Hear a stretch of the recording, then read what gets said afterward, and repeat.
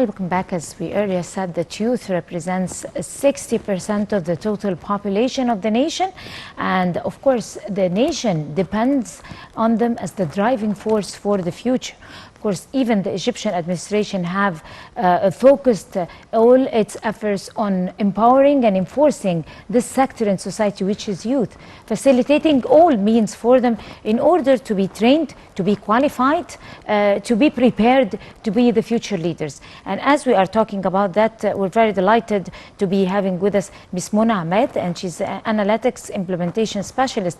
She's going to be talking to us about the youth as a driving force at this sector of society and the importance of it as the fuel of the development for the nation and sustainable development goals. Good morning, Ms. Emad. How are you doing? We need to know, how do you see President Sisi's efforts over the past year to be able to empower youth, to support them, to provide the road for them towards success? I see it as a motivating action for me, like to keep going, to know that whatever the efforts I'm going to make is like achievable, and they're seen and they're appreciated, and especially that nowadays he's giving more like empowerment, and he's giving more governmental titles for youth and so on. So that always gives me a motive. So. Yeah, that's how I see it. The efforts exerted by the state are one part, and civil society. Do you feel that there is a need, it's important to effect or establish a collaboration, solidified unit of cooperation between the state or the nation and the civil society to be able to effect success in that particular domain? Yeah, I guess the main point in here is to raise awareness, because the community itself still doesn't accept youth as leaders, and they take it as old people or people with very high experience are the ones that should lead the process. So I think we need to raise awareness that youth can do more, and youth can be capable of like doing the leadership parts and doing the leadership roles. So I see that's like the main gap that we might have in the between the community and the state. You achieved an award in electric engineering in the last youth forum? And that was 4 or 5 years ago. 5 years, the first one. Yes. So you grabbed this award for electric engineering as a young woman. That is amazing for an Egyptian young woman to achieve one award in electric engineering. Tell me, what is the story? And you studied electric engineering? I got this prize, or this like award. I was in high school. I was doing projects for like for the country to solve an issue in Egypt and so on. So that was one of them. It was for saving electricity, and now it's actually implemented in the new capital, that houses are smart, they're saving energy and so on. And I was really proud to see that the project idea like came true. And then I studied computer science, and I graduated 2 years ago. I used to have so many awards during the college. I got the first place in computer science with another project. I traveled to Netherlands to represent Egypt in a United Nations conference in Netherlands. I was very excited to see other nations, how do they think, and tried to like collaborate with what they're saying. I said, I did this and this, how can I do more in my own country using the knowledge that's already outside? So I did a lot of things. So now I'm graduated and I'm working. So that's why I'm working for analytics, like the analytics field itself. That's amazing. So you did that while you were in school? You Yes. did that project? Yes. In high school? Before you went to college? Yes. Tell me what were the details of that project, and how did the idea spark your mind for a young girl and still studying in school? You didn't know any syllables about the whole thing, and also before you join in the university, probably it was, don't you think it's a little bit above the expectations of, I mean, a school girl like you? back then? The school idea itself, it was an initiative to like empower youth in that young age to do projects to solve Egypt's challenges. So we had like an introduction to the issues that Egypt is facing. Like back then, it was electricity, it was water pollution, it was energy source. There were so many issues that were like told to us, and then we started to think as groups, what can we do as a project? How can we use the knowledge that we already have? How to gain more knowledge? We used to have like field trips to universities, to mechanical engineering and to computer science like colleges, so that they give us the knowledge that we need so that we can do the project. So back then, that was the idea itself. It was about saving energy, that there are sensors controlling the entire house. That if Sensors controlling the entire all the house, the inner yes. parts of the house. Yes. So whenever someone is doing a bad act of like wasting the energy, they're leaving things open, they're leaving, they're not utilizing the thing, like the power sources, the lamps and so on. So they're turned off by themselves. They see how many people exist in the place. If nobody exists and electricity is on, like for the lightning and so on, so it's turned off automatically, so that we actually made a study before doing this idea that the main waste of energy that we have is due to human activity, that people don't conserve the energy and they don't behave correctly to save the energy. So we thought of, instead of doing, like telling people not to do this, which already happened a lot in the past, so we thought of making it more smart so that it's automatically conserved. Amazing. So you see, it's important to empower people like you, from youth. Tell me, what is required? I mean, what is your word? Because it's very important what you're doing at that early age. Probably you could be a role model. I can see from my own assessment, I'm not supposed to assess, of course, but I mean from a general assessment of the whole situation, people like you are important in the sense of being a role model to other students. Other people of your age, of your count, to set the road for them, try to talk to them, try to instruct them, try to, so that they can lead, take you as a lead example or follow your footsteps. How important is it for you? Haven't you thought of thinking of a project or an initiative to empower other people from schools who might like to follow your footsteps and excel in their subjects and come up with projects like you? It's very important. Yeah, it does. So I guess that the country is more like this is the main goal that they're having right now. So many projects are made, so many initiatives are made. For myself as an individual, I was actually elected as the role model for the university on 2019. Again. Yeah. Yeah, but that was like among the entire university, not just the college. So people started to know me, people started to hear the story, to know what they can do to start. They keep reaching out to me like, we saw that you did this, how can we follow the same route and so on. Exactly. Yeah, so I try as much as I can, like to share the things that I've done, how I did them. I try to educate people that you need to start with yourself. You need to start, like, believe in your capabilities, even if everyone is saying that you can't. But you need to believe in yourself, and that if you wanted to get information, like technical-wise or logistical-wise, so I'm totally open so that you can reach out to me. Currently, I'm more focused on the career life itself, so that I can have a strong base, so I can, because the field of analytics itself, it's not yet introduced to Egypt.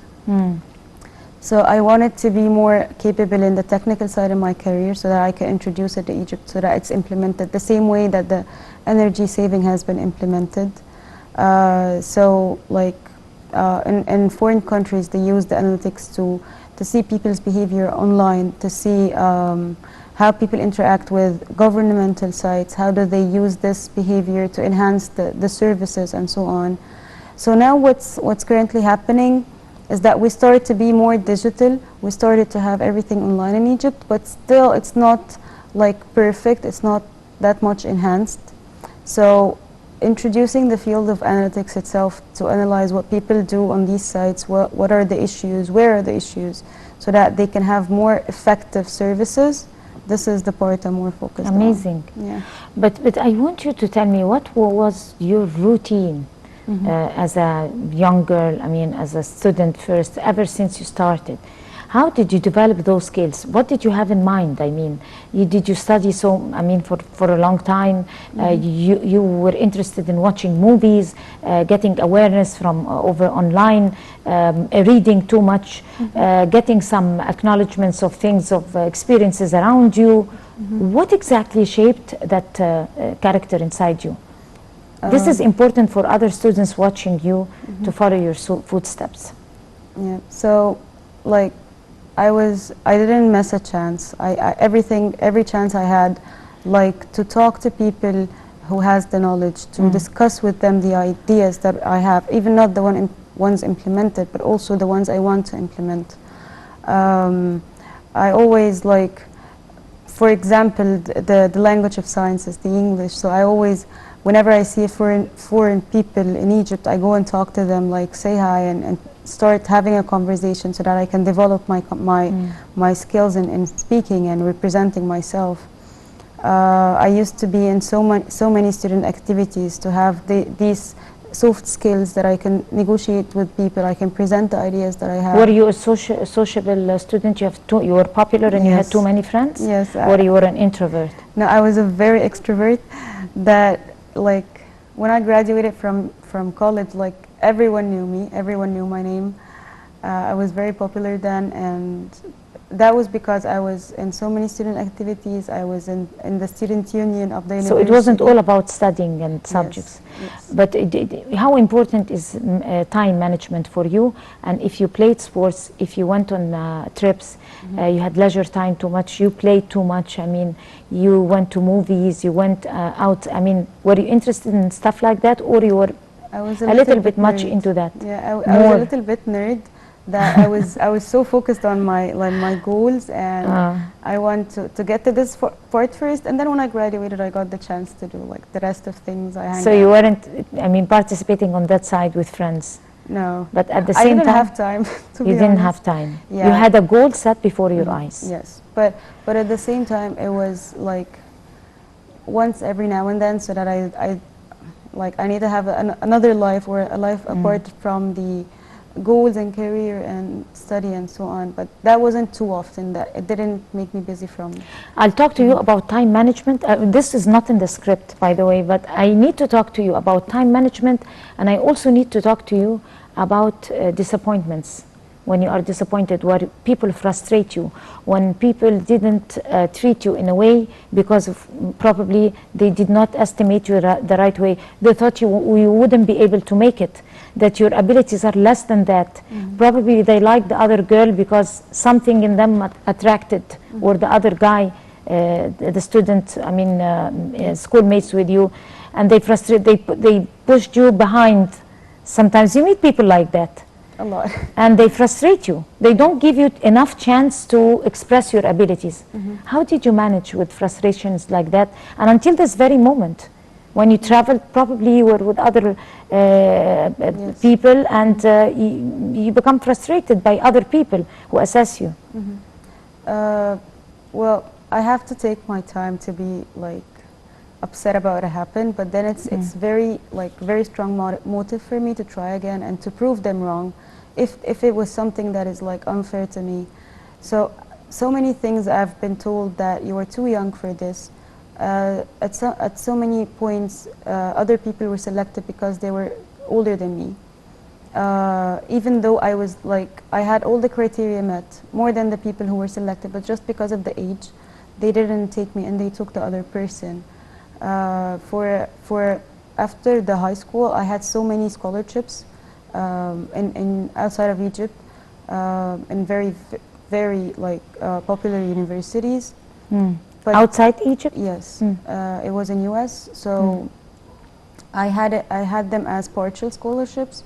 So I couldn't afford the rest of the scholarships, so I didn't go. So that was, like, my dream just went, Shattered. yes, yes, and I was really disappointed. But then I continued doing being active at university. I didn't stop. I didn't like forget the dream. So and then once I had the chance to go to Netherlands, that was like a remedy for what happened in high school. Like I didn't get the A chance. payback. Yes, yes, and it was really like it deserved the process. And when I reached to this, I said, if I didn't get what I was really frustrated about, I wouldn't have been here today or so on. So I was honored by the president because of my extracurricular activities, my achievement during university. So if I went to a different university, I wouldn't have been honored by the president. So I always get like a payback even in a couple of years, not immediately, but that gives me it gives me a motive that whenever happened, whatever the frustration I had, it's going to be like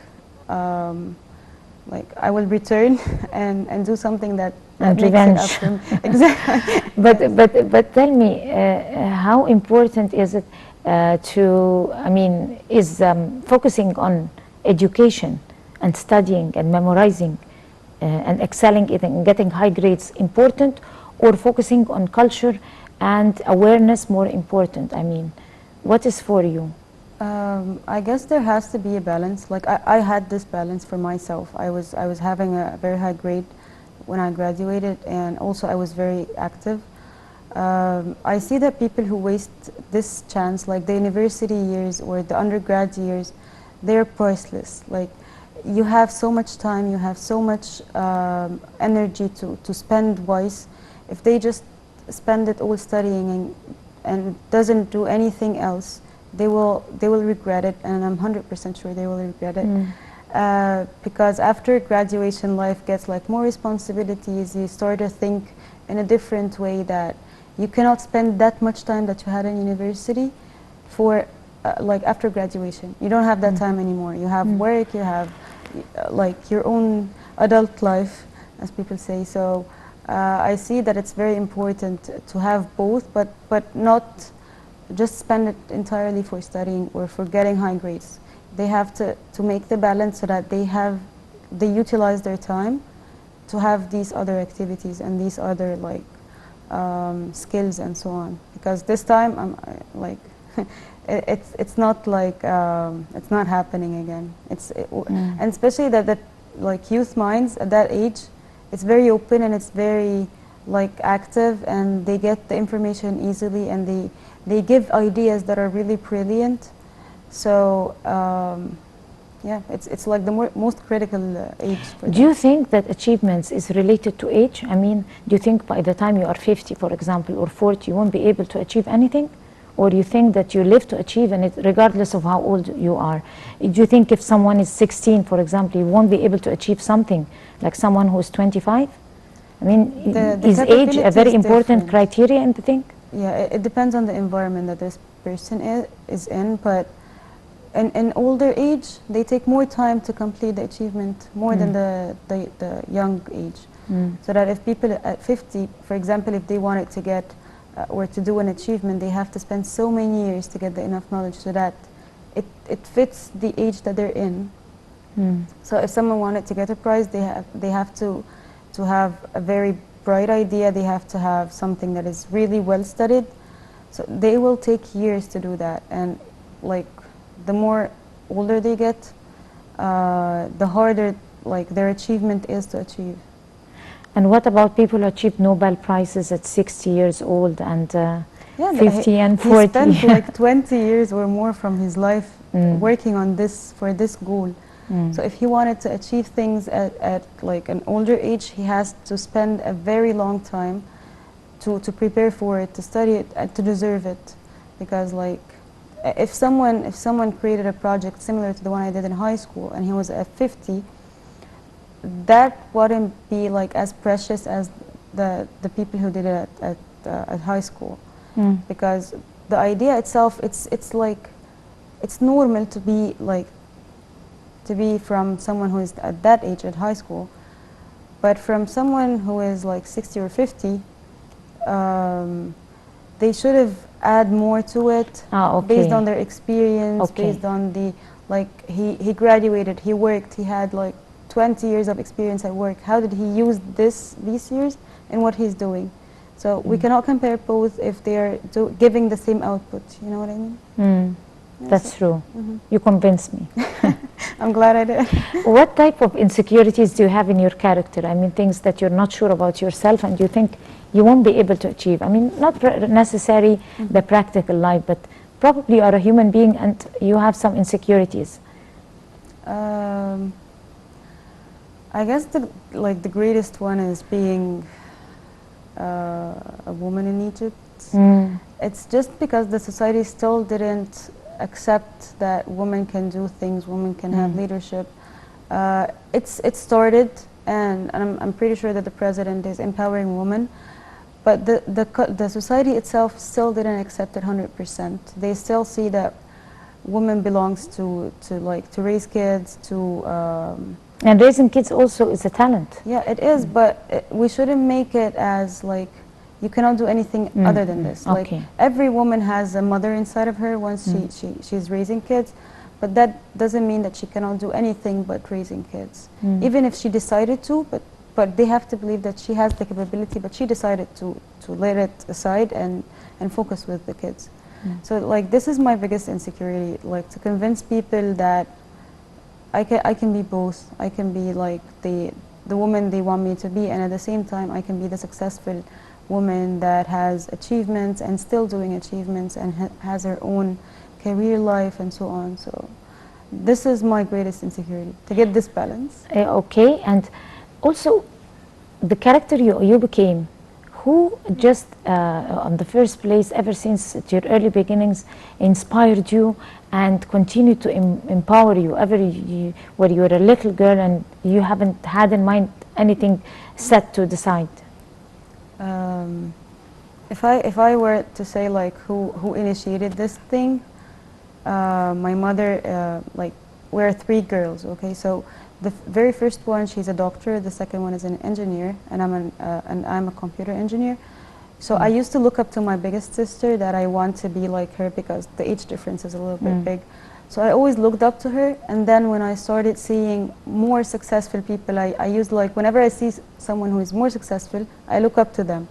So I always like take something from everyone I meet and take something from like someone is active and someone and so on. Right. So. Ms. Emad, I would like to thank you so much. I'm so impressed by this interview. I wish you all the best of luck. You are analytics implementation specialist. Thank you for coming to the Breakfast Show, and you have a beautiful day. Thank you. Wish you the same. My pleasure. And I guess we're going to end it here with this segment. We're going to go to a short break and we'll come to continue the Breakfast Show, so stay with us.